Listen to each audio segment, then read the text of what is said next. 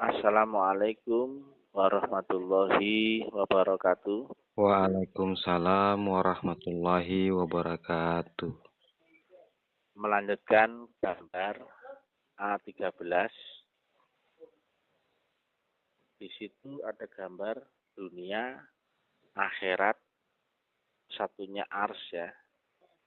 Ars itu puncak akhirat. Kalau akhirat itu adalah alam qadim, dunia ya dunia yang terbatas, akal dan panca indera. Itu harus nyambung ya, harus bertali. Itu yang disebut jalan agama atau tali agama yang memastikan kita ini bisa terhubung dengan Allah. Ada kabel panjang ya, ada listrik mengalir. Kalau kita pegang ujung kabelnya akan nyetrum ya. Prinsipnya karena apa? Kabelnya nyambung. Begitu kabelnya putus, nggak ada listrik, nggak nyambung dengan ujungnya, sumbernya sana. Nah, itu maksud dari An-Nisa 59 ya. Atiullah wa atiu rasul wa ul amri minkum. Fokus kita itu di dimensi kita sendiri. Gak usah ngayal di alam rohani, gak usah ngayal di ars ya. Kita yang nyata di alam kita sendiri. Tuhan manusia, Raja manusia, sesembahan manusia. Itu bertali. Nah, kalau putus nggak bisa. Tapi kalau bertali, kita sama dengan ketemu dengan jalur jalan menuju Allah. Di mana Allah? Di baliknya Rasul. Di mana Rasul? Di baliknya ulil amri minkum. Kan urut itu, An-Nisa 59. Nah, kita di dunia nggak usah berkhayal tentang tata cara kita di alam rohani atau juga di alam ars ya. Yang nyata di sini dulu ya. Nah, kenapa kok demikian? Apabila tali agama ini, tali rohania ini terjamin nyambung, sudah itu saja. Kita nggak berpikir ya, sumber listrik ada di mana, nggak pernah kita pikirkan ya. Kemudian listriknya ini sumbernya pakai apa? Dari sumber tenaga apa? Uh, Nuklir, apa tenaga bayu, apa tenaga apa? Karena butuhnya kita itu listrik ya. Nah, kita nggak tahu sumbernya apa, di mana, berapa kilo dari sini, nggak kita tahu ya. Asalkan talinya itu, strumnya itu ada dan nyambung sampai kepada kita, itu saja. Ya, setelah dijamin ya ada sambungan listriknya, kita adaptasi pakainya itu kepada yang zahir yang dekat kita. Asal HP itu ya sinyalnya support, kita nggak permasalahkan satelitnya merek apa, siapa yang kerja, siapa yang nyalakin apa ya, apa saja ya, asalkan HP itu kita pakai dan support. Nah, di dunia yang paling penting jangan sampai kita itu di sini ya, jangan sampai kita salah memakai HP karena HP itu telah tersupport dengan gelombang sinyal. Kalau sinyalnya bagus ya sudah, nggak perlu kita tanya ini sinyalnya gimana sistemnya ini ya, siapa yang kirim sinyal ini, nggak perlu, nggak ada yang mikir begitu. Yang penting kita itu adaptasi kepada handphonenya itu. Mau lihat Google ya dengan handphone, mau browsing, mau video call, ya kita pegang HP itu. Urusan sinyal sudah bukan urusan kita karena sudah terjamin. Sinyalnya bagus sudah, ya. Begitu kita pastikan sinyalnya bagus ya sudah, kita tinggal pakai. berapa menara dari ujung sana ke sini, oh nggak tahu. Satelitnya di mana, oh nggak tahu, dan sebagainya nggak tahu. Yang penting HP bisa dipakai, itu saja. Dan adaptasi kita di dunia kepada guru zahir. Yang penting sinyalnya support, nyambung, itu tinggal pakai. Nah, demikian ya. Dan prosesnya, jika kita ketemu jalan kodim yang sama, maka ujungnya adalah kita ketemu akan Quran kodim. Nah, kalau bukan ketemu pada Quran kodim, ya berarti salah ya. Makanya, sebelum masuk ke alam kodim, ilmu kodim, disiplin kodim, kita harus tahu dulu narasi yang ilmiahnya. Kemudian metodologinya harus dijamin waris ya, bersambung dan tidak putus ya. Kemudian sistemnya harus mutlak ya. Dan variabel adaptasinya juga harus mutlak. Sudah. Kita tinggal pakai. Nah, memakai HP, kita nggak pikirkan yang lain-lain ya. Cuman pegang HP-nya. Nggak ngurusi satelitnya. Nggak membahas menaranya, towernya atau apanya. Asalkan terbaca di HP, sinyalnya full, sudah. Nah, makanya kalau bertali akan guru zahir, ya.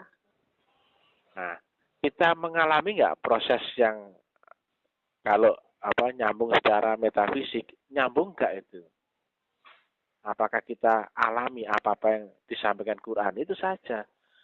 Kalau kita alami sebagaimana disampaikan Quran, berarti sinyalnya full, nyambung ya. Itu saja ya. Jadi demikian ya. Karena ruh yang di alam kodim itu tidak terukur ya, tidak tergambar, dan kita bukan pria, bukan wanita dan sebagainya, maka praktek ruhnya tidak bisa diceritakan ya. Yang bisa diceritakan itu adalah tanda-tanda praktek ruhnya. Yang praktek ilmu ruh adalah ilmu hakikat ya. Sedangkan menyampaikan ilmu hakikat adalah dengan ilmu tarekat. Karena kita bukan lagi berhubungan dengan sesuatu yang terukur, terbayangkan ya.